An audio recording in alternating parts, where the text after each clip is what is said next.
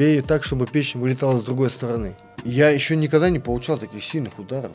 Вот все-таки из этих 3 боев вот неудачных, кто для тебя в профессиональной карьере, какой самый сложный? Вообще не тщеславный, вот вообще не тщеславный. Не из робкого десятка, я как бы вообще-то имею звание, имею заслуги российские. Слушай, себя надо любить. В чем искомое? Искомый в том, кто будет в итоге последний победитель, чемпион. Надо объяснять, нет, нужно объяснять, иначе это понял, неправильно. да. Блин, ну ты так провокационно это все. Ассаламу алейкум. Сан, и как? Хозметигия. Александр, и как? У вас очень уютно. Всех приветствуем.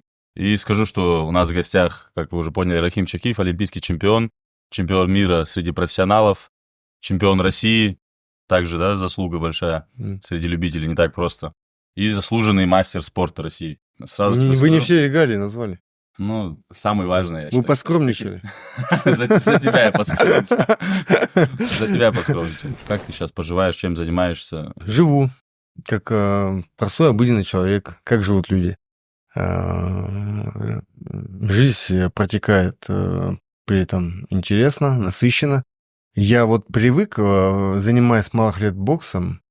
Что привлекало в боксе? Ведь, да, вот конкуренция среди ребят, там, вот эта энергия, направленная в такое русло, которое вот ты должен был всегда быть в тонусе, держать свое тело физическое, свой разум в тонусе, и ты должен был слушаться тренера, понимать, что он говорит, и выполнять эти установки. И ты должен был обязательно перемещаться в пространстве. Что имеется в виду? Имеется в виду, что бокс предполагал путешествие. Дела как, Рахим, нормально? А влекло именно это. А дела-то как? Дела хорошо. Дела хорошо. Я сделал в жизни так, чтобы дела сейчас у меня были хорошо. Но в молодые годы надо попотеть, надо потрудиться. Молодые годы для чего даются? Для, скажем так, если так более философски рассуждать, ты готовишь свою финансовую подушку для старости. Финансовую подушку для старости. Понимаешь, что это? Для этого даются молодые годы. Ну, я вот молодые годы считаю до 30 лет. Вот это время, когда ты должен приобретать жизненный опыт, вот, жизненную мудрость. И ты должен в эти годы совершенствовать свои таланты, свой талант. В чем твой талант? У тебя может быть пространственное мышление, где ты можешь стать выдающимся художником, допустим, да? У тебя может быть статистика, экономический уклад, да? Ты можешь быть хорошим экономистом, да, там? Ну, ты можешь быть хорошим спортсменом, вот, врачом. Я, кстати, никогда с малых лет, вот я вспоминаю свои школьные годы, и вот думал, у меня такая мысли приходили ко мне, вот я посвящу себя помощи людям, я буду врачом стану, буду помогать людям, лечить их. В конечном итоге стал их бить. Вот. Не очень хорошо с эстетической точки зрения, но спорт это и предполагает и эстетику в том же числе, и определенный этикет, и нормы поведения. Это много что укладывается в эти 4 буквы бокс. Это много что. Это образ жизни, это образ мышления, это твой режим дня, твоя дисциплина. Она многому учила. Если ты действительно хочешь добиться больших успехов в олимпийских видах спорта, ты должен этому себя посвящать и направлять весь свой потенциал на преодоление трудностей для успеха к Олимпу. Вот именно как раз такой у меня вопрос. Вот в юношестве, когда ты был подростком, ты мог бы представить вообще, или представлял ли, что когда-то станешь олимпийским чемпионом? То есть шел ли ты к этому давно? Или вот так вот само сложилось? У меня не было такого, что вот я начал бокс. Мне интересно было среди ребят, приходить каждый день на тренировки, обмен информацией здесь с товарищами там по клубу, да, там тренировки. И, конечно, это влекло, это интересно было. Потом с тренером выезжаем на соревнования, там новые ребята, там новые там впечатления от нового города, от новой страны. Конечно, это влекло всегда. И это нравилось. Не сколько даже бокс, да, кто будет любить бокс, да, как говорил, как говорится, кто будет любить бокс? Ну, там же удары получаешь, а мамочки подходят, спрашивают, сыночек мой бедный, там же даже бьют больно. Как можно его на бокс отдать? Моя мама даже запрещала мне ходить на бокс. Она не очень довольна была моими занятиями именно боксом. Зачем тебе нужно там же, там, не очень это так. Вот, и, ну, она видела, что мне это интересно, что я этим всецело поглощен с малых лет, и поэтому она не чинила мне никаких препятствий на этом пути. Вот. Сейчас чем ты занимаешься? Вот если такой вопрос прямой, например, как ты зарабатываешь на жизнь? Вот, может быть, тем, там, заслуженный мастер спорта, получает ли он какую-то зарплату вот для зрителей? Может, Да, не знаю, ну, или олимпийский сегодня чемпион? современные дети, они любят задать вопросы, им всегда интересно, а сколько на этом можно заработать? Ну, это, в принципе, правильный вопрос. Они правильно поставят вопрос, что это мне даст, да? Что это может дать? И любой человек, если он чем-то занимается, он задает себе вопрос, что это мне дает и как я буду на это жить дальше, да, с возрастом. Вот. Естественно, спорт предполагал какие-то субсидии, какие-то там с малых лет уже мы получали, я помню, гуцеристская даже была Ну, это тогда в моменте. А вот сейчас, стипендия. спустя годы, вот через 15-20 лет, например, Когда после того, уже как ты стал завершил олимпийским карьеру. чемпионом, да, есть ли какая-то зарплата, может, государственная или там Да, заслуженного конечно. мастера? Почему ценится олимпийское золото, наверное, потому что если ты стал вторым на Олимпийских играх, то ты уже эти стипендии не получаешь пожизненные, как бы это, ну, как образно сказать, в кавычках, скажем так, это как пенсия, да, уже. То есть мне уже там, допустим, 25 лет было, я уже 26 уже получал эти стипендии там. Ну, они как президентские считаются. Какая-то Да? сумма? Ну, небольшие суммы. Ну, как, это было вначале это было 32 тысячи, потом 52 тысячи стало. Ну, так вот, со временем это же ставки как-то увеличиваются. Вот. Ну, на этом мы не живем, конечно же. Я определенные, если, допустим, как сказать, если не было времени заниматься бизнесом, там, или я по натуре не бизнесмен, и не политик, наверное, ну, вот общественник, может быть, да, такое. Или я мог бы поработать с молодежной средой, пробовал себя и в тренерской работе.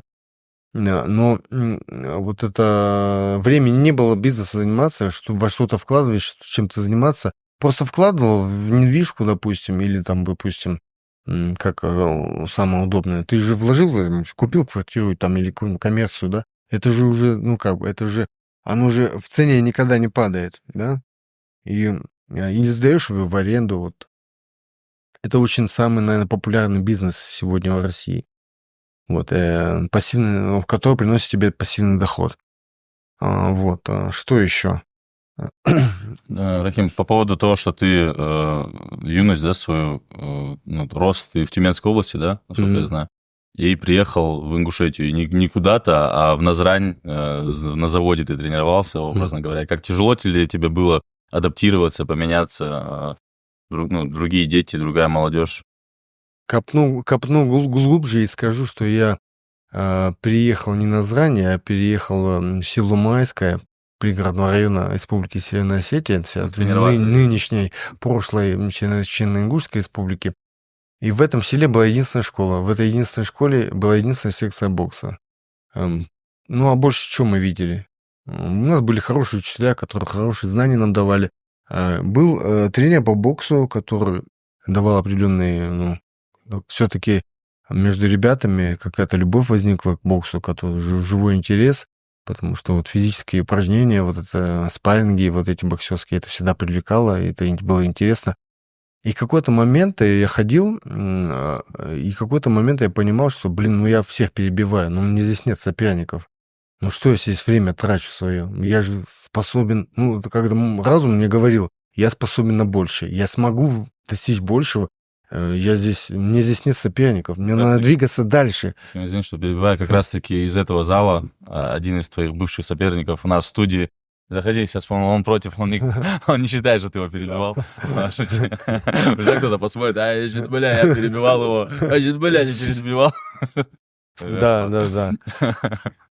Просто у нас же не любят признавать. А кто был первым тренером Майского именно? Был Руслан Сычоев, вот тоже взрослый мужчина с Казахстана. Вот. Он был хорошим человеком. Бокс — это сложная такая вещь, и знать ее технику, может быть, не всем дано. И на слуху было имя Чупанов Руслан. его боксерский клуб «Штурм». Он был знаком еще со времен, когда Руслан Чапанов приехал из Павлодара, с Казахстана, и поселился в Чикарца. И там он организовал школу бокса при средней школе. И из этого маленького села, еще в советские времена, когда страна была огромна, он выпустил очень достойных ребят, которые... Один из ребят даже выиграл молодежку по СССР. На чемпионатах СССР какие-то призовые места были даже. На чемпионатах по взрослому боксу это уже не так легко. А это огромный континент, Советский Союз, и, в те времена даже были весомые успехи. Вот. Ну, потом развал страны, конфликты на Кавказе, и клуб переместился в город Назрань, 4-ю школу, так называемое место, Назановский завод. И я к нему попал уже, записался Руслан Чапанов в 96-м году. И там, 96-й год и 2008, понимаете, да, промежуток это получается сколько лет? Большой промежуток, да. В любительскому боксу я отдал даже, получается, сейчас вот не 12 лет, а даже больше. 13-14, можно сказать так. И, конечно же, это был большой тяжелый путь, непростой путь. Задавайте вопросы, да, я просто... Мне самое все-таки интересно, когда ты приехал в Тюменскую область, ты знал ингушский язык? И сложно ли было Нет, с местными, с ровесником, со сверстником Да, было сложно, многое было непонятно, но интуитивно я как-то подстраивался, и все, и с малых лет, вот. Понимаете, у нас 5 классов там, 6 класс уже вот здесь, в Ингушетии. И получается, вот эта база, основа, фундамент начальной школы мне хватило на всю жизнь. Вот. Я еще думал, не связываю себя с боксом, когда приехал в Ингушетию. И как-то думал даже, может быть, займусь... мне нравится медицина, мне нравится было там людей, там, может быть, спасать буду, там, лечить их. Как-то вот все-таки к медицине тянулся, и сестры мои тоже медицинские поступили. Но вот я понял, что я хочу соскочить, вот, и остановил меня, и... Я учился и на юриста, окончил институт экономики в крепости у нас, и экономики, и права, и был рядом всегда с тренером. А чтобы вырастить в большого чемпиона, надо рядом с хорошим наставником быть, и утром, допустим, приезжая к нему на тренировку, к нему домой прям, он жил в вагончике, и у него прям во дворе часами работали на лапах, а вечером уезжаю домой, отдыхаю, и вечером и вторая тренировка. Делали 2 тренировки, если мы готовились к соревнованиям. Всегда так было. Более молодые когда. И вечером уже в спаррингах, в вольных боях, в отработках ты закрепляешь материал, который утром тебе дал тренер на индивидуальной работе. Вот так много-много лет вырабатывался почерк чемпиона, почерк характер, почерк и все остальное, да. Я слышал, что Руслан Чапанов, кстати, он не так давно умер, да, в Гештолце. Это был. Что он не только физические навыки развивал спортсменов, но и подходил, много речей было после тренировок, да? То есть, тренировка начала у нас построение и общение с нами длилось, наверное, где-то полчаса. Занимало. Иногда порой даже так. До тренировки. До тренировки, до начала, да. Вроде уже и замерзли, уже хотим тренироваться, загреться как. А вот он говорит, и только сейчас возрастом, представляете, уже 40-42 мне, я понимаю, почему он так долго с нами общался и вдавливал наши мозги молодые. Вот. Я теперь понимаю это, только сейчас понимаю. А тогда думал, зачем тратить время на это? Разговоры, понятное дело, и так все ясно. Часто повторялись эти разговоры, но все равно. Я сейчас понимаю, чтобы донести молодому парню, который пришел в зал бокса, для чего ему это нужно, что это ему может дать. Вот он рождал в нас эту мотивацию мощную. И действительно, школа была сильная, и техника была такая ударная, потому что ты выезжаешь на соревнования, тебе победы не отдаю. И тренер подходит и говорит, тебя засудят. И ты уже выходишь на бой с другими эмоциями. Ты выходишь не боксировать, выходишь убивать. И действительно, каждый парень в школе Назрановской, вот этой 4-й, вот ты приходишь в зал, от каждого можно было такую плюху получить. То есть все парни были ударники, очень мощно били. И я не самый сильный был среди них. Вот. Я, наверное, последний его ученик, который копал ямы за провинность. Там метр на метр на лесополосу отходишь и копаешь яму метр на метр, глубиной метра. Вот это было наказание за пропущенные тренировки. А потом, вот после того, как я слышал Это- эту историю, Это была дисциплина. И нужно было... и каждый хотел остаться в этой команде. У сильного тренера. И поэтому каждый старался сделать себя сильнее. Вот. Помню, работал на мешках. Ну, я вот помню, по юноше я еще был, да, там, я не знаю, сколько у меня, лет 15, наверное, 16. Я бью в мешок. Я помню, что я вкладывался хорошо, я в свои природные там удары. А он подходит и мне говорит такую фразу. Ты что мешок гладишь? Бей так, чтобы печь вылетала с другой стороны. Вот эти слова, представляешь, емкие. И ты, блин, и маленькое сознание уже думает, блин, что такое? И еще больше старается, еще совершенствовать себя, еще сильнее пробивать комбинации разнообразные. И тренер всегда говорил, чем у вас сильнее, лучше, разнообразнее техника, тем вы боксер высокого таланта, высокого качества, спортсмен. И действительно было так. У нас было много ребят, и мы постоянно менялись парами, да, то есть кто-то высокий, кто-то низкий, вот. И тренер всегда говорил, вот я возьму худенького, щупленького мальчика с тоненькими ручками, и он будет побеждать парня с такими буграми. Так. Почему он будет побеждать? Потому что я, говорит, им даю технику. Важна техника. Правильная техника, правильная постановка ножек, как правильно ты двигаешься, уклоняешься, уходишь от удара. А вот бокс что? Люди непосредственные, которые далеки от этого, они думают, а что они там дураки? Они мутузят себя по голове, у них мозгов там нету, они там такие. Но нет, на самом деле бокс надо оценивать как искусство защиты. И если ты начинаешь с малых лет парню объяснять медленно, скрупулезно, как правильно двигаться, как правильно уходить с ударов, как правильно блоки ставить, и с разными оппонентами это все отрабатываете годами, там, часами, там, каждый день, то ты с возрастом, у тебя вырабатывается почерк, харизма, да, бойца. Почему многие бойцы со всего мира люди съезжаются на эти бои? Почему это интересно? И если вы заметили, возле профессионального ринга сидят все вот рядом. Ну, обычно звезд сажают, понятно, но очень часто можно заметить рядом с рингом дедушек с седыми головами. Ну, особенно Это о чем? Они прожили жизнь, и им интересно, они загадывают, кто победит. И им интересно бывает узнать, верна ли их мозг, их голова в прогнозах. Смогут ли они прогнозировать, и как они думают. Вот сегодня прошел бой Бетербиев-Бивол. Победил Бивол. Вот. Но я знаю, многие россияне, они говорят, что победил Бивол, а не Бетербиев. Да.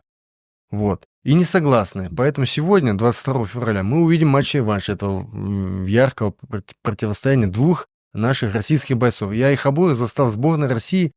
Мне эти ребята близки, я им обоим желаю победы. Вот. У каждого свое достоинство, свой талант боксерский, и каждый из них прошел определенный путь, и каждый из них, в принципе, достоин победы, да? Вот. Ну, посмотрим, что покажет матч-реванш. Кстати, эксперты прогнозируют, что это не в пользу Артура Бетербиева, вот этот матч-реванш. Ну, да, потому что мало времени у них дается для подготовки к этому второму бою, а возраст Артура играет не в его пользу тоже. Это много чего значит. А такой вопрос. Ты, наверное, слышал, да, что бокс проводит аналогию с шахматами, ассоциируют. Но вот такого не делают, например, с ММА. Вот как ты думаешь, почему это связано? Что выделяет бокс? И также его называют его величество бокс также среди спортсменов. Вот что выделяет бокс в этом плане? Почему он именно такую... Ну, почему шахматы, да? Почему вот так? Ну, я даже добавляю от себя еще так немножко, что это быстрые шахматы. Не то, чтобы там у тебя есть время. У тебя нету времени для размышлений. Ты уже должен выстреливать из того багажника, который ты накопил за многие годы, подготовки к тому или иному сопернику. Ты должен знать, кто перед тобой, в какой стойке он работает, какие комбинации он любит. Ты, естественно, по видео должен изучать его бои. Эта работа должна быть проделана, если ты профессиональный боксер, если ты грамотный боец. Вот. Если в тебе есть талант, ты должен анализировать, ты должен смотреть видео, бои своего соперника. Вот сейчас, ну, типа, Бетербиф или кто-то там сказал, я, типа, не смотрю эти бои. А публику можно так сказать, да. Ну, не смотрю все, да. Но на самом деле все изучают, все смотрят. Потому что если ты не будешь побеждать, если ты не будешь смотреть. Я тоже смотрел на Тайсона, изучал его бои. Скрупулезно изучал, как это у него, что такое маятник, как он двигается на ножках. Вместе с тренером. Ездим на соревнования, приезжаем, проиграли бой. Я не сразу стал чемпионом. Естественно, я проигрывал. Еще в молодые годы, да. Приезжали так, почему проиграл? В чем ошибка? Сели, засовываем кассету, изучаем, смотрим. Так, здесь ножка где-то не дотянул, здесь где-то ручку не поставил. Вот. Ну и выходим на улицу и снова отработки. Мне Вот. кажется... И вечером опять в парах с такими же соперниками, там, с такими же там разными ребятами. И это такая вот эта работа, это скрупулезный труд, огромный труд, много-много-много лет. Это не так сразу становишься олимпийским чемпионом на Олимп, возносишься из ниоткуда, нет. Многие, я помню, какие-то слова такие были. Ему повезло. Ну, Ну как так повезло? Ну, это говорит человек, который не разбирается в деле, понимаете? Ну как повезло? Не может быть таком везения в этом случае, ну нет. Я понимаю, о чем ты говоришь, да. Здесь никакой удачи, я так думаю. Может быть, где-то в мелких моментах, да, отдельных, да. Но вот все-таки вопрос. В 2008 году ты стал чемпионом, олимпийским чемпионом. Вот когда ты вышел на эту гонку олимпийскую, то есть когда ты понял, что ты, возможно, вот на 2008 год будешь готовиться, и ты уже начал соперничать со своими какими-то сверстниками, любителями? Когда я понял это, Да. я никогда не мечтал стать олимпийским чемпионом. Не было, я не грезил этими надеждами, там, стать олимпийским чемпионом. Не было такого. Было каждый раз определенный этап. Это восхождение, как по лестнице карьерной. Ты идешь, повышаешь свой уровень, да? То же самое здесь в спорте. Ты каждый выезд, вот соревнования такие-то, там, Северо-Кавказские игры, там, Юго-Западный округ, там, Центральный округ, там, как Юность России вот были соревнования, Олимпийские надежды были соревнования. И ты выезжаешь на эти соревнования по всем регионам страны, бойцовского опыта ты набираешься, да? Он очень необходим бойцу, да? Вот этого, вот именно соревнования, там, желание твое, мотивация, да? И ты по регионам мотаешься с тренером, с тобой тоже твои товарищи, ребята, и вот ты становишься сильным, с молодых лет растешь. Мой первый, вот ты не обозначил, поэтому я тебе говорю, вот мой первый значимый успех, конечно, были мои выезды в России, это, так, первый выезд, первый свой выезд, у меня сразу были победы. Я выиграл первенство Юга России среди младших юношей, город Новороссийск. Я приехал в Новороссийск, большой, огромный портовый город, красивый город, большие широкие улицы. Моему маленькому мозгу это было интересно. Новые впечатления, прекрасный город, красивый, море, там холмы вот эти, горы, да, красиво очень. Порт большой, корабли огромные.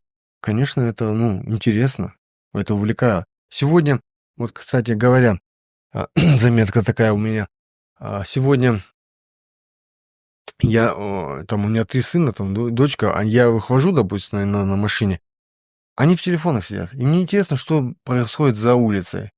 Они сегодня, современная молодежь такая. Вот мы всегда смотрели, что мы проезжаем, какой город, какой населенный пункт. Всегда интересовались, задавали вопросы. Нам было интересно, что нас окружает, куда мы едем. Так, вот такое влекло нас, да? А сегодня самое большее, ребенок не будет в окно смотреть. Он не будет, ему это не интересно, если дальняя дорога, я имею в виду, не рядом где-то, а далеко едешь. А он будет сидеть в телефоне. И, да, в хорошем случае он посмотрит в навигатор. А потом второй выезд за пределы Республики Ингушетия был мой первенство России, уже я попал, по младшим юношам России. Вы представляете, я выиграл первенство России по младшим юношам. Это был 97-й год, и это был город Сочи. Я увидел Сочи. Ассалам алейкум. Это в каком году ты был, получается, в Новороссийске? 96-й, 97 год. То есть, получается, я пришел к Чапанову в 96-м году, и получается, в этом же году я летом уже выезжаю на соревнования в Новороссийске и в Сочи, и выигрываю оба эти соревнования. Это было и первенство Юга России, и первенство России. То есть огромная страна, приезжают дети, юноши там со всей страны, и, ну, понятно, в этом возрасте у меня как таковой техники не было. Да, рубиться, и побиться любил, и, видимо, был очень серьезен в своих намерениях. Еще вопросы? Да, чуть от бокса немножко отойдем, чтобы зрители отдохнули. Наконец-то. Да, да. А то очень Потому сложная что, тема. Да, очень много с тобой интервью именно об этой теме. Да, мы еще чуть попозже поговорим о профессиональном боксе. Сейчас мы так больше про любительский поговорим. По поводу твоего увлечения поэзией, вообще, как ты понял, что тебе это интересно? Не, ну это рано вы вопрос задаете про поэзию. Это же, это пришло после, это пришло после 35 лет. Ну, когда уже, опыт спортивный в прошлом, когда рифма, да. Я просто неплохо учился, вот где родился в Тобольске, на меня начальная база 5 лет, 5 классов. И вот даже я помню школьные соревнования по выразительности чтения стихов. И тема была декабристы. А Тобольск, если мы знаем по истории, это культурная столица Сибири, и это был первый крупный такой сильный форпост для тех декабристов, которые ссылались из Питера, из Петербурга, Санкт-Петербурга. И первая такая точка, куда их ссылали, во глубину сибирских там степей, это был Тобольск как раз-таки, да. И там были вот эти ихние колонии, где они сидели. И в этом городе я вырос, а декабристы это кто были? А декабристы были... Не знаешь, да? Вот ты в этом слаб, да? А я это знаю. Декабристы это культурная интеллигенция того времени. Среди них было очень много талантливых людей. Восстание было в декабре. Да. Это была интеллигенция, только прослойка. Там были поэты, писатели, там талантливые люди вообще из разных сфер жизнедеятельности, да? И после Тобольска многие сибирские, наверное, не считая Иркутска, многие сибирские города развивались благодаря вот этим декабристам. И там, где они оседали, а там, где есть мозги, там, где есть интеллигенция, там рождались города. То есть скелет города рождался, да? Вот. И я к чему рассказываю? То, что вот у меня были хорошие учителя, и вот у меня как истинный гуманитарий, я вот даже помню, что вот в 5 класс был, я выиграл школьные соревнования по выразительности чтения стихов. Казалось бы, да? Вот. Вот. И мне подарила моя классная руководительница вот такую толстую книжку на большой линейке среди всей школы. Это было волнительно, это очень здорово. Вот. И я вот от души, это она у меня от мамы, я вот от души рассказывал эти стихи, я любил это дело. А потом меня взяли на общегородские соревнования, и на общегородских соревнованиях я стал 3-м. Весь? Нет, не весь я. Вот ты на свою тему, ты уводишь. Я думал, ты говоришь, ты уволен. И там было 2 конкурента у меня на общегородских. Ну, общегородские, это со всего города, представляешь, самые лучшие приехали, стихоплеты. Вот. И я там стал 3-м. Это меня так раздосадовало. Но у меня было 8 четверостишей. А у ребят были целые поэмы. Может, и поэтому я проиграл? Не знаю. Вот раки поэтов не было между собой там за школой? Нет, стихобаттл мы там не... Ну, это типа как... это как... Да, стихобаттл. Это тоже своего рода конкуренция. Вот это рождался вот такой... вот у меня в школе как было? Вот «Слово пацана», вот фильм сейчас современный, да, молодежный, я тоже мог бы написать сценарий к этому фильму. Потому что я вырос среди русских и среди татар в городе Сибири, Тобольске, и у нас всегда были эти разборки, всегда были вот эти драки. И не один на один, а толпой нападали, я постоянно в разборках там рос. Но это становление у меня было, да? Наверное, поэтому я как-то уже потом, будучи более взрослым, уже в 6 классе, я связал свою судьбу с боксом, уже переехав на Кавказ. Мы там хорошо жили, я и 2 сестры, мама, папа, они работники, по комсомольским еще тогда советским путевкам поехали на строительные работы. Вот, многие уезжали туда, в Сибирь. И в такой семье вырос. 91 год это развал страны, получается, и в 94 году мы уже летом переезжаем на Кавказ уже. Хотя мы там хорошо жили, у нас было хорошее образование, хорошие школы, все было рядом, микрорайон, там, ДК, моя секция карате. Я, кстати, не с бокса начинал, я с карате начинал, я забыл эту графу из своей жизни. Это модно было, да? Да, Чан, это Брюс Ли. Нет, Джеки Чан потом появился. Сперва это был Брюс Ли, потом это был Ван Дам. Джеки Чан был потом, когда ты уже появился. Да, Может быть. поколение Джеки Чана. Может, да. Да я не знаю, ты из какого поколения. 95-го я уже молодой. Ну да, значит, да.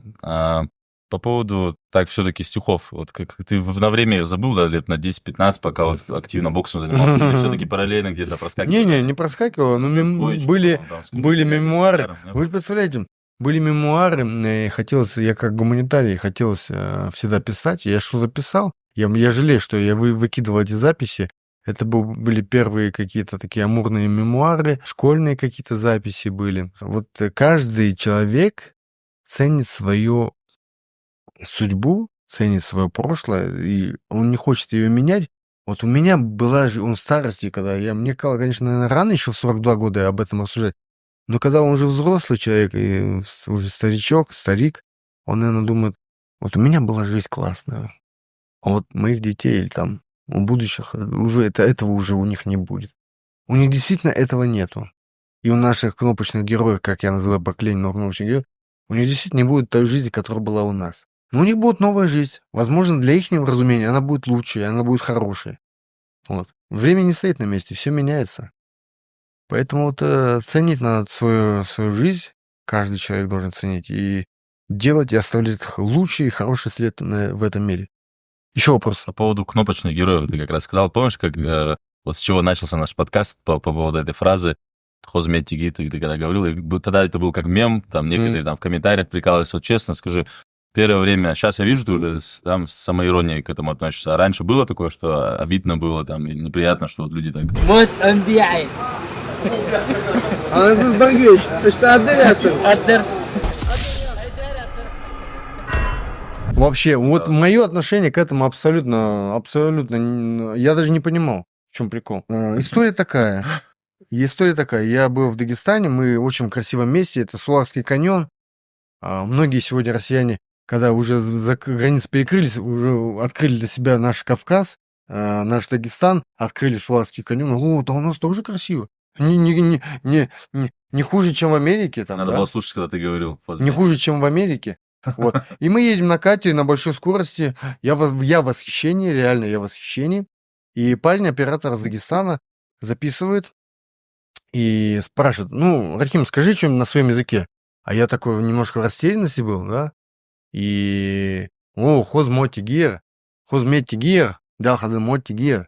Вот так, да? То есть произнес эти слова, они, дагестанские паблики их опубликовали у себя, наши закинули их себе, и пошло-поехало, да? Это как в старину у кого? У Достоевского рождались новые русские слова. Ну, это же было слово все. Да. У нас же было в Ингушетии это слово. Хозметик. Ну, говорят, нет, неправильно. Говорят, правильно сказать хозмотик. Правильно? То есть обиды не было никакой, да, тебе? Не было обиды. Главное, чтобы у вас не было обиды. Вы погромче смеетесь и хлопаете иногда, а?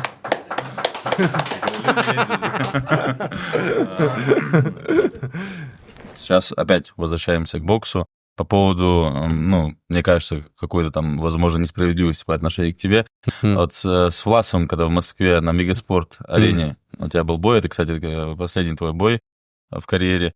В момент, когда ты уже люди поняли, что идет... Это не последний мой бой, брат, ты ошибаешься. У меня каждый день бои. Не, ну Каждый я имею в виду, да, в профессиональном боксе, да. правильно. Жизнь это бой. Жизнь это, да, это бой. Все-таки, вот в этот момент, когда вот этот бой у тебя шел, уже близилось, ну, было видно, наверное, да, что ты где-то уже уступаешь, хотя это, я считаю, что этот бой был до последнего такой, он перетекал сначала в одну сторону, в другую. Люди начали, наши национальности, покидать трибуны. Вообще слышал ты об этом? Замечал ли ты? Я эту историю, у меня самого там не было, я это услышал, я много раз говорил, что это вообще неправильно. Что начал покидать? И по именам могу сказать, там, пару Евлоевых, пару... Так Я одну компанию им же встретил. все равно рано или поздно надо было по трибуну покинуть. Не раньше времени. Ну, немножко. Пока бой. Раньше времени. Ну, это... Я не отвечаю за других людей, но... Тогда забудь, я думал, ты это слышал просто. Не слушал, ну а что? Да, ну, просто у нас есть Я вообще-то и никто и не звал на эту трибуну. Я не звал. Они сами пришли. Это их выбор, понимаете? Это уйти или прийти, это их не выбор. Я за них не отвечаю. Я отвечаю за свое дело. Ну, не получилось, это бокс. Это спорт. Даже Они- не повод А отворачиваться. кто их? Их Поэтому кто-нибудь знает, кто там, ушел, да? кто меня там критиковал, и кто их знает? Они, может быть, состояли в чем-то другом. Но в этом, в моем деле, они их не знает никто. Как часто тебя узнают? Здесь в Ингушетии я Часто узнают. В Ингушетии? Но был один такая история, вот расскажу. Кто-то не все меня узнавали. Как-то ехал, вот спускался с Эльбруса, ехал, подъезжал к одному из сел Кабардино-Балкарии и останавливают. Еще даже не полиция была, еще милиция была. Останавливают, вы превысили скорость. Ну, такой колоритный мужчина стоит, видно, что не обижен. Превысили скорость, как будете отделываться, как вы будете, как решим вопрос. Я говорю, вы вообще знаете, я человек не из робкого десятка, я как бы вообще-то имею звание, имею заслуги российского государства, и у меня орден дружбы второй степени, я олимпийский чемпион так-то. Вы как бы, понимаете, что не совсем это, я говорю, России золото принес, золото России принес. Он такой, а ты мне что принес? А мне ты что принес? А мне ты что принес, да? То есть вот так. Серебро. Мог бы немножко Грамм. за заслуги человека, уважение к заслугам человека, мог бы там, как бы человека отпустить, да? А вот ему это было... многие не понимают просто, многие не домысли, потому что они из другой сферы жизни просто, они далеки от этого. От понимания силы и мощи своего государства, где ты вырос. От понимания того, что только здесь, где ты вырос, среди своих людей, тебе будет комфортно жить. Если ты уедешь в Америку или в Европу, в любую другую страну, ты не сможешь, как сказать, да, можно жить, если ты там семьей уехал, какая-то цель у тебя есть, какая-то работа есть, какие-то свои таланты там проявлять, да, в чужой стране, на чужбине, да. Но ты, не знаю, я по себе, может быть, сужу, но мне всегда тянуло домой. И никогда не думал, что я останусь доживать свои дни там где-то на немецкую пенсию, там, хотя очень хорошую пенсию, да, там прожиточный минимум дороже, там старость обеспеченная, да, мы все это знаем. Но все равно желание жить у меня там не возникало. Рахим, вот эта перчатка НФЛ, это напиток Витахаб. Витахаб. Рекомендуем не только потому, что Витахаб партнер канала, а потому, что это действительно крутой продукт. Попробуйте. Ты против рекламы? Не, ладно, о той перчатке поговорим. Эту перчатку мне подарили, можно сказать, подписал Дмитрий Бивол, когда во время боя там в Риаде. Все-таки, вот, если бы выбрать одного победителя в этом бою, вот, без ничьи, все-таки кому бы ты отдал? Вот, ты же сам сказал, что спорно, кто-то считает, что Дмитрий Бивол выиграл. По факту, да, по факту. Вот я знаю Бетербиева еще по себе, я помню, через что он прошел, как он шел к этому. Моя фамилия Черкиев, на русский язык можно ее перевести как «быстрый». И я вот чувствовал на своем физиологическом уровне, что за счет быстроты немного получается в ринге. Помимо того, что и тренер хорошую технику давал, и школу бокса, да, мне легче было в любительском боксе. В любительском боксе я дал почти 14 лет, а профессиональному боксу я дал 8 лет. И я понимаю, что это разные виды спорта, фактически, да. А в любительском боксе у меня, наверное, получалось лучше. Потому что это короткая дистанция, быстрый бокс, да.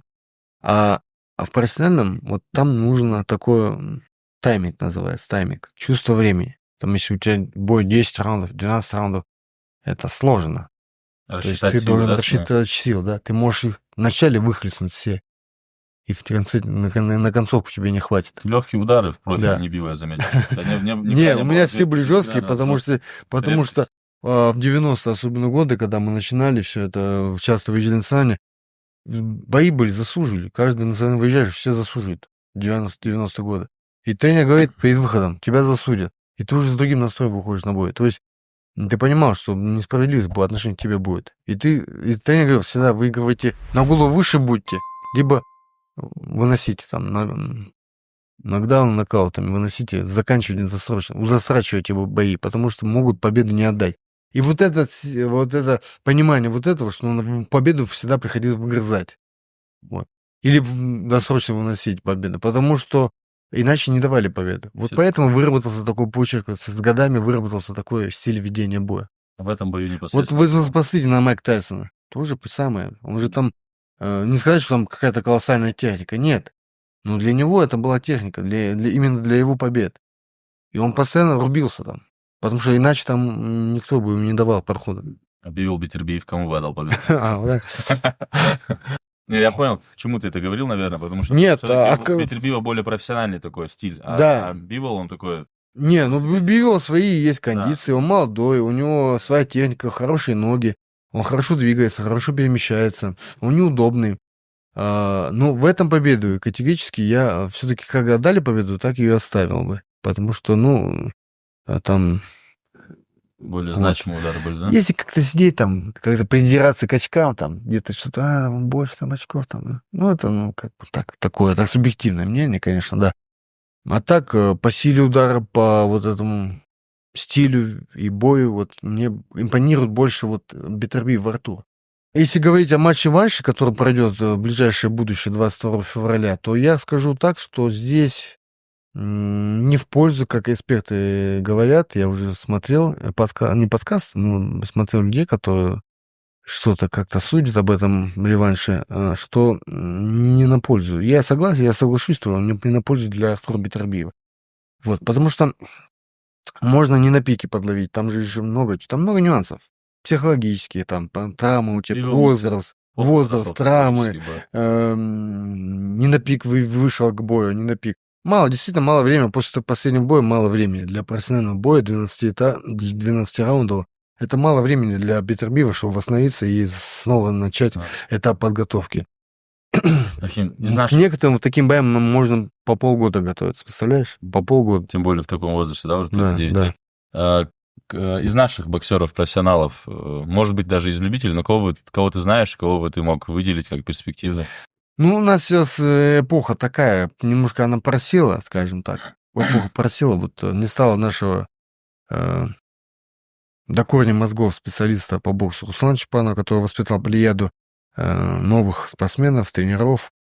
Вот. Но мне знакомы Альберт Хамхоев и Али Измайлов. Потенциал есть, хорошие ребята. Насколько они будут успешны, будет зависеть от менеджмента, от того, в каких руках они окажутся. Во многом. Очень важно в молодом возрасте быть рядом с хорошим наставником, мудрым человеком, который тебя вытянет на самую вот вершину и приложит максимум усилий для твоего становления. Вот рядом с каждым молодым человеком должен быть человек, которому ты чему-то учишься, кому-то может чего-то научить. Почему говорят, выбирайте друзей, которые вас чему-то учат, делают вас лучше, которому вы хотите подражать. Вот что-то такое, понимаешь? Все-таки к поэзии хочется вернуться. Когда ты уже в таком более взрослом возрасте, зрелом, вернулся к ней? И почему вот уже как-то это начало проявлять себя?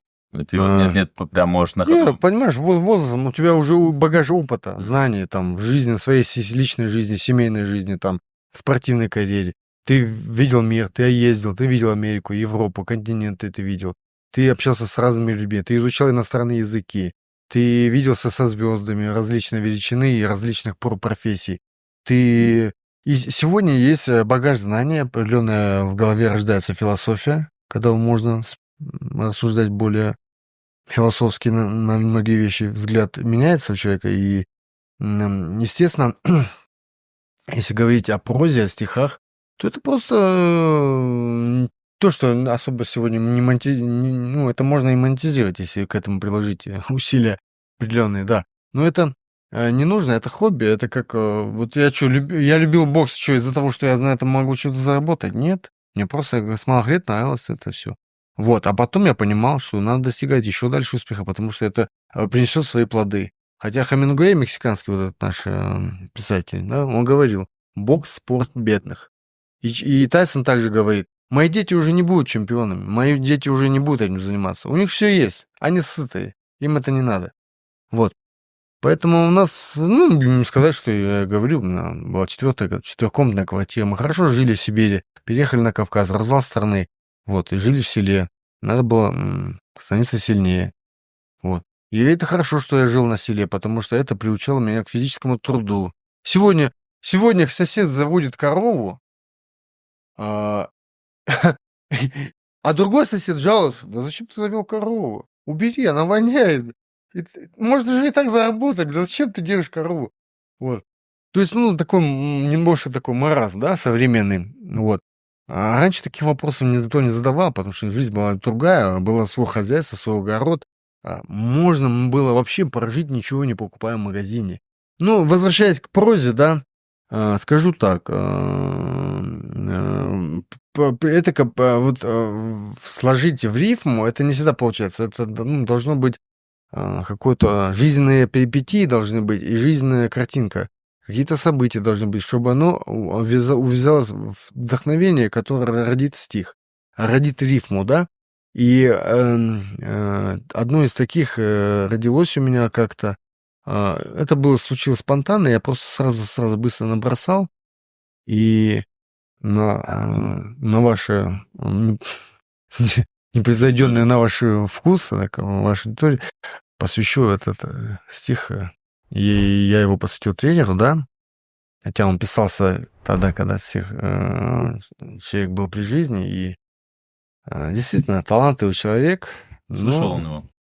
Он его не услышал, к сожалению, да, не услышал, но это и не так важно, потому что это уже мое. Это мое уже, там человека не стало, и он оставил хороший след, он воспитал достойных ребят, все они, кто-то бизнесом занимается, кто-то себя в чем-то нашел, но все они стали достойными людьми, по большому счету. Не терпится, да? Очень хочется послушать. Я не буду читать, и у меня оно в голове.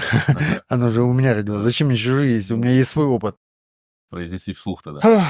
Это было так давно.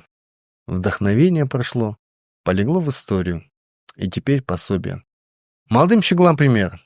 Постигает пусть науку и не видит в этом скуку. Этот бой уже реванш. На Олимпе без прикрас. Руссо, итальяно, неаполитано. Очень долгий путь к вершине и подножки без причины. Цель ужил. Горел мечтой. Рядом тренер записной. Он логично все слагает, бить по лапам заставляет. Человек харизматичный, с властью прям категоричный. Жириновский из политики, а Чапанов в зале, где есть нытики. Нас построят как солдат и втирать где-то час. Понимаем, что ущербны. Надо много потрудиться, чтобы похвалы добиться. Я не буду углубляться и в человеки даваться. В основном все было. Было против все. Я сполна познал закон. Бумерангом прилетало и обратно отлетало. Я немножко отвлекся. Наступил тот апогей. Гон пробил я легкодороги, на пределе, взвинченный, хладнокровен, но горяч и психически устойчив. Четко, как по полочкам, наваляю наверняка, чтобы помнил меня. Хоть и счет нас хоккейный стол нервов запредельных. Я гордился триколором, уповал на Божью волю. Призываю ставить цели и стремиться к ним усердно. Жизнь, наполненная смыслом. Вот что движет безвозмездно.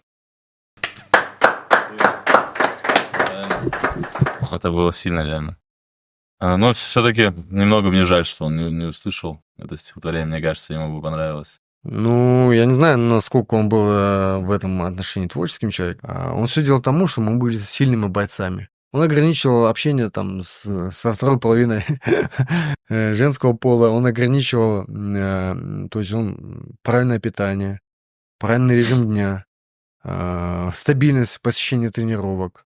Я же говорю, я яму копал метр на метр, глубиной метр. Ну, сегодня, вот посмотри, время какое. Вот сегодня на тренировку пришел человек к тебе, да, занимается. Вот ты ему сказал, ты не пропустил тренировку, ты что так?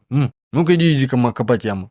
Ну, невозможно. Это, времена поменялись. Вроде за короткое время. Это какой год, я вам скажу? Буллинг, скажем. Я примерно вам скажу. Это 99-й, может, год, 98-й год.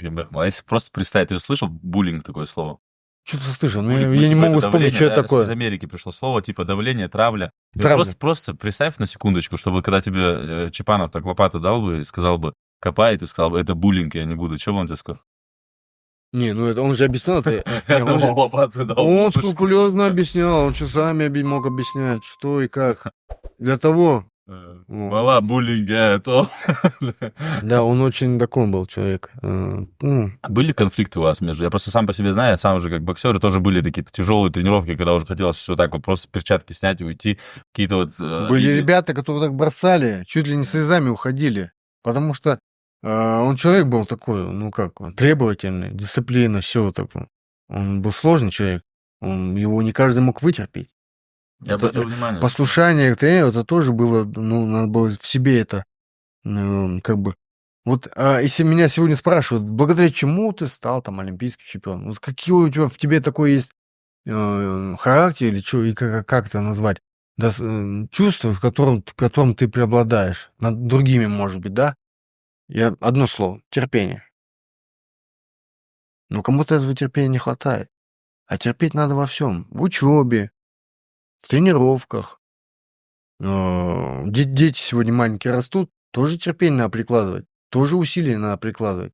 Во всем, во всех жизненных аспектах, получается, мы должны... Ну, я не говорю о терпении, вот я не терпила тебе, да, вот так. Не об этом терпении имеется в виду. А терпение в познаниях, в усердиях там. Переждать, да? Да, где-то переждать, где-то эмоции потише. Вот у меня немножко эмоционально бывает человеком. Вот у меня бой, почему проигран вот Владарчику? Это на эмоциях бой был. А надо всегда, тренер говорит, всегда с холодной головой. А я на эмоциях вышел. Вот. Я знаю, что у тебя было много побед, да, все это, в принципе, знают. У тебя одно время, по-моему, 20 боев, 19 побед досрочно. Что-то досрочно, да. У меня начало хорошо шло, да. Да.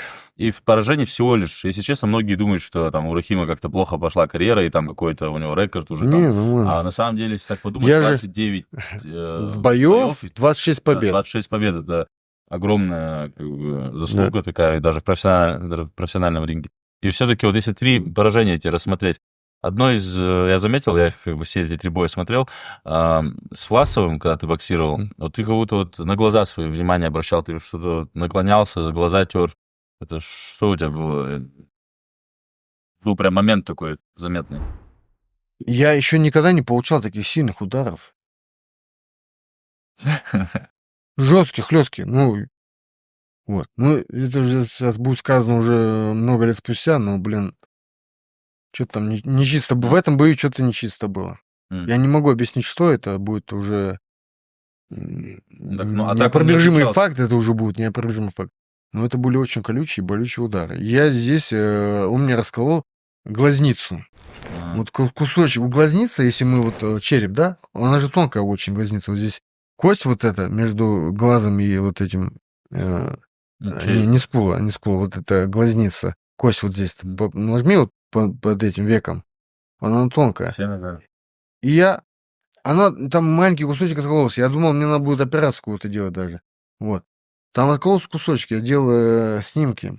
Ну, это травма, ну, невозможно такая травма, ну, это так, там, там сам домой. Просто он не отличается ударом сильным как раз-таки. Ну, да, но они колючие, острые были удары. И сам, дальше уже сам додумал, и дальше ничего говорить не буду даже. Раз про Власова говорим, у меня друг детства, Дилмурат Садыбалдиев, мы тогда, я не знаю, ты, наверное, помнишь эту историю, он начинал вместе со мной, он уже год занимался, я когда еще в Крыму начал заниматься, мне было 8 лет, я пришел в зал, предварительно мы с ним подрались, я пришел в зал и увидел там его в этом зале, вот так мы занимались, тренировались, дружили, и он уже с футболки Ингушетия выходил на профессиональный ринг в 2013 году, кстати, в Украине это еще был. И потом он так вот, такие некоторые слова, там, алло, мог, туда-сюда с ингушами близко общался, в том числе со мной. И так как у тебя это был последний бой в карьере, в профессиональной боксерской карьере, так как ты сказал, что бои бывают до сих пор. Бои продолжаются. У нас бои продолжаются, да. Да, в общем, он как раз-таки, можно сказать, отомстил за тебя Власову. Также вот у вас в 7-м раунде Кто отомстил? Дилмурат Садыбалдиев, он видео тебе еще отправлял. Ты ему отправил ответ видео. Не помнишь этого? Ассаламу алейкум, Дилмурат. Поздравляю тебя с очередной победой. Я кому-то там отправлял, я этот бой не видел. Да. Он выиграл его? Да, он выиграл. Да. В 6-м раунде он его в печень посадил. Как ты, кстати, это сделал тоже в печень, у него с этим проблема есть. Он, наверное, тоже, он за твоими боями смотрел, и это тоже оттуда. Когда бой это закончился с Ласу, он мне в раздевалке говорит, а помнишь, по юношам еще, мы боксировали, и ты меня по печени ударил, тоже так же. Я этого не помню. Я не помню, столько Что ты боев. до боя не сказал? Представляете, столько боев, и я говорю, неужели я столько много боев провел, что я его не помню? Ну, молодые были, а сейчас уже по мужикам мы боксировали в профиках. Ну, может быть, было. А вот все-таки из этих 3 боев вот неудачных, кто для тебя в профессиональной карьере, какой самый сложный был? Владачик, да, это был очень такой самый, наверное, пожалуй, очень распиаренный бой. Мгм. Сам глава республики был, Евкуров, Герой России, на трибуне. Впервые на моих боях был мой отец, мои двоюродные братья, сестры мои. За звание чемпиона мира. На звание чемпиона мира. Я первый мой бой в России. Я все бои досрочно выиграл. Один бой в Америке и все бои по разным городам Германии. И первый бой в России 13-й год. Примерно 21 июня. Начало лета. И мои эмоции. Я же говорю, на эмоциях. И все бои до этого я проводил в Германии, Паффенспорт. Да, твердые, да, можно ударить, но такие. А вот там привезли мексиканский Эверласт. Они тоже плохо. Я такой раз в раздевалке смотрю, и у меня сразу, они очень твердые, Да, я должен зарубиться. И вот я таким настроем, тем более там барабаны, вся республика приехала на автобусах, там, и кто как мог. Ну, короче, казалось, я в Ингушетии. Бойцы, наверное. Главный бой вечера это же. Это был, конечно, главный бой. Там еще другие были бои, но у меня главный бой был вечера, да. Все на эмоциях было, все торопился куда-то. Зачем? Можно было спокойно там это разобраться. Но он тоже не лыком шит, парень действительно достойный, чемпион, много у него боев стало. Потом, конечно, то, что кому-то он проиграл, это уже, конечно, это уже не тот Латач, который был со мной, скажем так. Поэтому, что сегодня подытожим, да? Хотя бы вот стараться молодежи до 30 лет чего-то добиться. Основа, да, вот именно в спорте, в таком тяжелом, непростом виде спорта надо успевать до 30 лет хотя бы себя зарекомендовать, что-то кем-то стать уже в этом спорте. Начнешься ты в 11 лет заниматься, в 5, 6, там, в 13 это не сколько важно. Я в боксом начал заниматься только в 13 лет. Многие говорят, это поздно. Хотя я советую не раньше, там, 11, 12, 13 лет начинать заниматься единоборствами, потому что это все-таки стряска мозга, это все равно ударные виды спорта. С малых лет ребята, вот мои дети ходят на бассейн, ходят там, на шахматы ходил парень, да. Девочка там художественная школа, художница. Такие, гимнастика хорошо, плавание хорошо. Такие, общефизическое развитие такое, знаешь. А вот когда уже 13 лет, уже мозг по-другому работает, и ты уже, вот в среднюю школу, когда переходишь, в каком классе? 5 класс, да? Вот 5 класс. Почему 4 класса считается начальной школой? Фундамент любого строения. Чем он прочнее, тем лучше. Также в этом становлении любой личности, да? На 4 класса начальная школа, у тебя растет мозг. Самое лучшее ты должен впитывать в этом возрасте. Знания получать, как можно там кружки, секции посещать, и спортивные, и образовательные, чтобы и родители уже с опыта своего, они должны видеть потенциал своего ребенка, они видеть свои таланты должны, и каждого из своих детей направлять. Допустим, ходит у меня, такая немножко вольнодумная девочка у меня, а вот я вижу, что моя сестра тоже красиво рисовала. Я понимаю, что вот ей надо в художку отдать. Там она себя, как свои таланты реализует, скажем так, да? Вот. Ребята, двое там, видно, что они ходят в зал, им все нравится, они все, для них это все. Это эйфория, да? В спортивный зал. А мальчик, там дед физиком был, там тоже министром образования в одно время. Он тоже вот такое мышление у него своеобразное, такое, очень запоминает быстро. Кубик Рубик за минуту собирал он у меня. На скубинг его отдал там, на плавание отдал там, на шахматы отдал там. То есть важно молодых детей, пока они растут, обязательно их как можно развивайте, да. С малых лет надо начинать, когда растет организм. Мы растем до 25 лет. В 25 лет, дорогие мои, я стал олимпийским чемпионом. Что сделали вы, да? Я не беру, я не тщеславие, а так, что вот у каждого своя дорога, своя судьба в этой жизни. И вот важно в жизни находить своего учителя, своего наставника. Какие-то должны быть кумиры. Хотя вот считается, кто-то радикально на это смотрит, не должны быть никакие идолы, не должны быть никакие кумиры. Не идолы, кумиры, просто кумиры. Просто в моем спорте я был там Майк Тайсон. Не сказать, я не равнялся на него как на человека. Но как спортсмен он мне нравился. Мне нравится Мухаммед Али. Мухаммед Али высокий, длиннорукий. Это не мой типаж физиологический. Мне как типаж, мне ближе к Тайсону.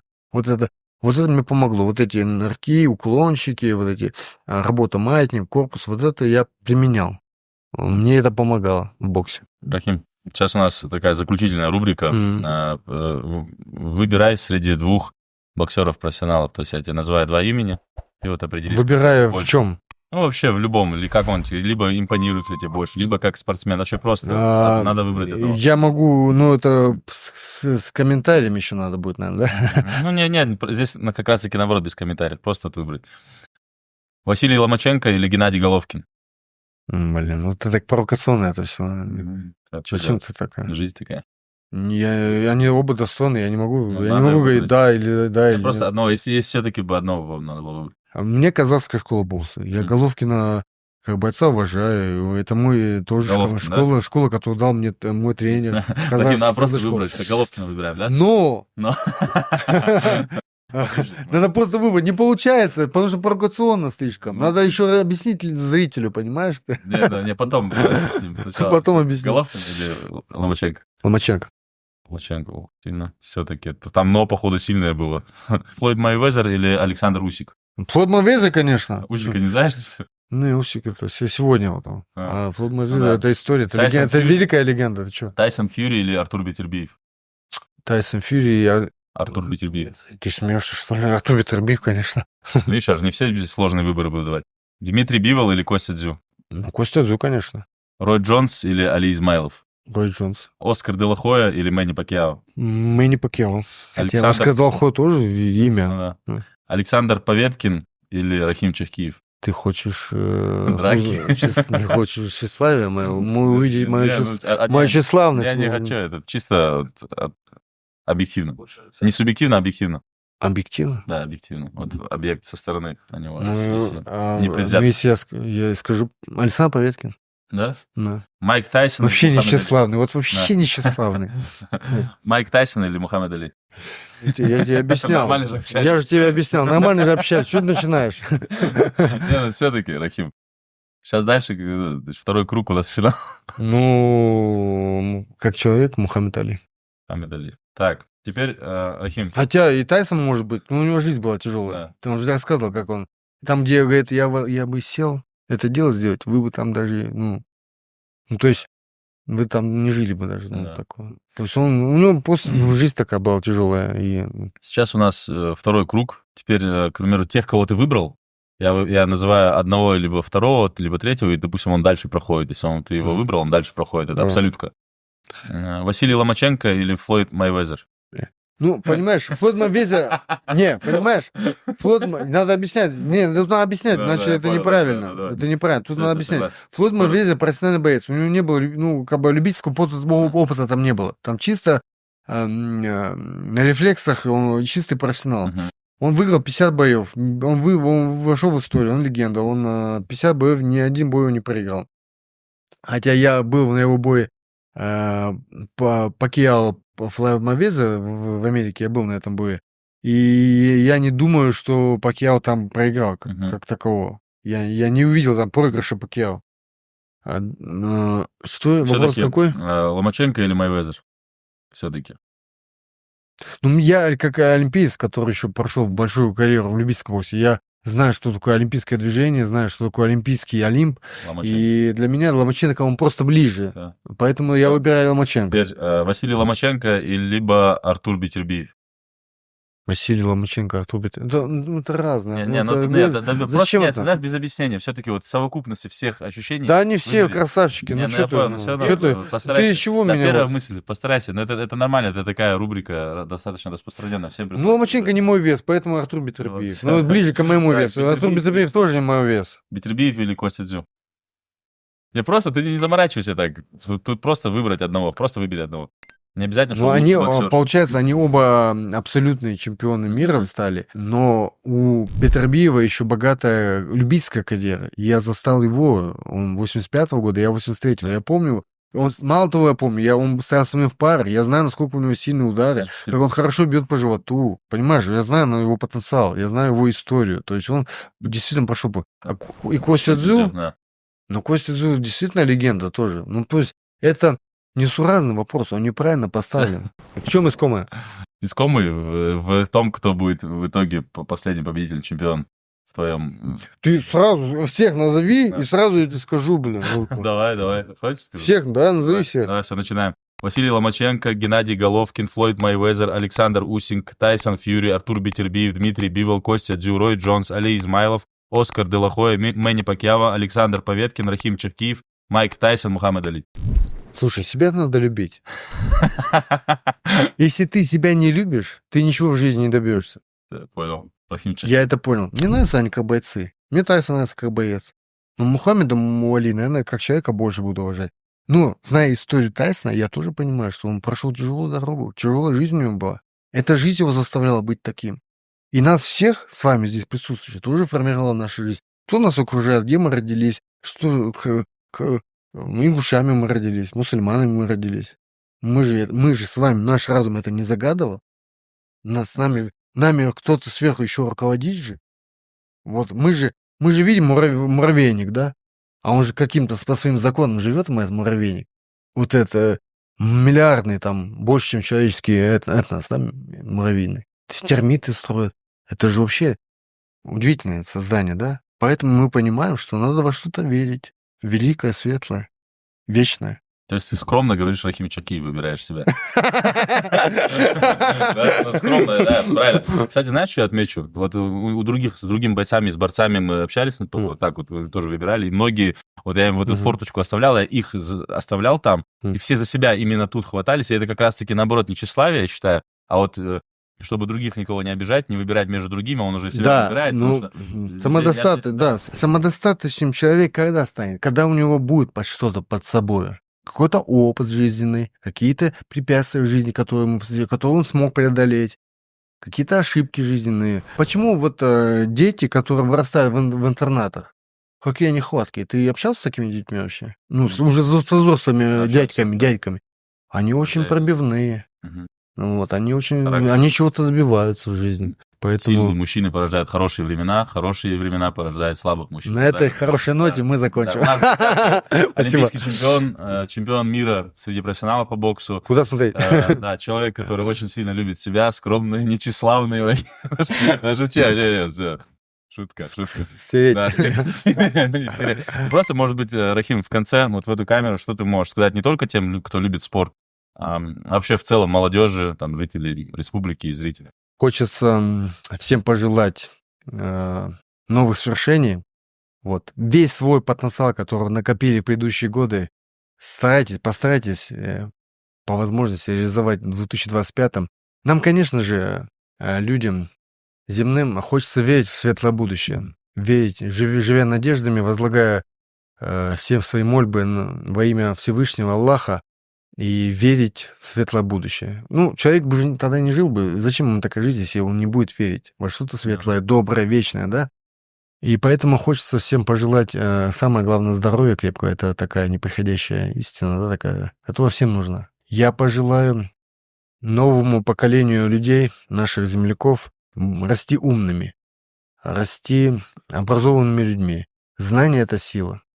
Знание — это сила. Сегодня множество. Сегодня информация на поверхности.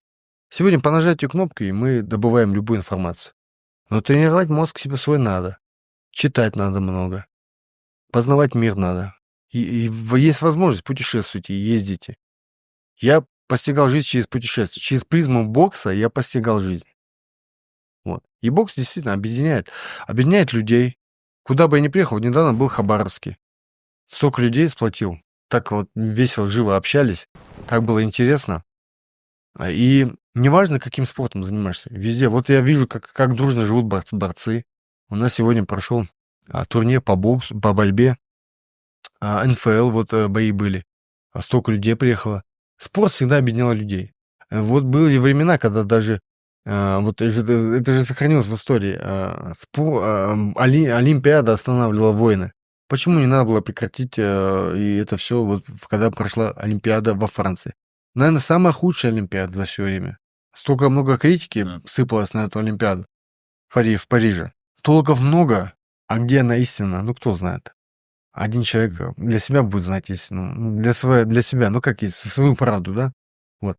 Я хочу пожелать нашим молодым ребятам, которые выбрали для себя дорогу здорового образа жизни, спорта, верить в себя, верить в свои силы, не останавливаться на своих трудностях, над ошибками, работать над ними, преодолевать себя. Каждый день, вот тренировка, Чапанов Руслан поставит нас на это. Он говорил так: вам со мной будет интересно. Почему вам со мной будет интересно? Потому что каждый день вы приходите ко мне на тренировку, и каждый день я вам даю новую информацию. Я вам даю новые знания. Он был не только хорошим тренером, он был хорошим педагогом, хорошим оратором, хорошим наставником. Он разбирался в деле. Вот, поэтому и мощные результаты были у ребят. И сильная школа. Все, нарезал Рахим. Нарезал Рахим Барков. Давай. Пойдемте. Я приглашаю перекусить куда-нибудь. Серьезно? Да.